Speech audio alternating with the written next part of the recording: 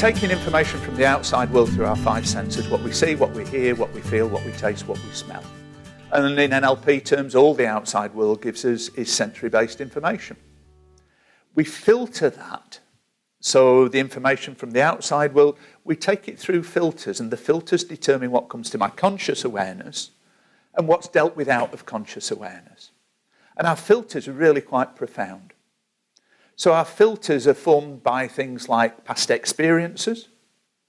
They're formed by things like our beliefs, so the beliefs that I have about the world, the beliefs that I have about other people, the beliefs that I have about myself. Our filters tend to be the assumptions that we have about the world. So if I believe that I'm very unlucky, I'll pay more attention to things that fit that belief than if I were to win the lottery, say. If I believe that other people are very critical of me, I'll pay more attention to when people are being critical than if they're being kind. If I believe that I'm not very confident, I'll pay more attention to those times when I don't feel confident.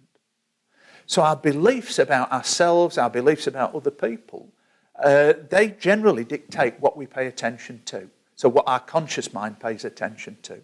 And our filters are really, really quite profound in life. Now, your filters and my filters are going to be different.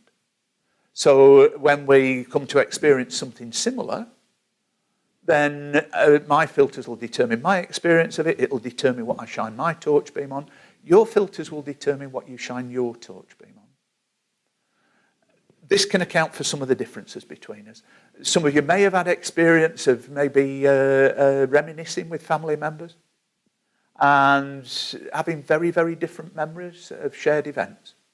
So you can remember some aspects of it, maybe a brother or a sister or a parent has very different memory of it.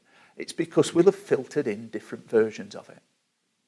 So our filters can be things about past experiences, beliefs, assumptions. They can also be to do with our preferences in life.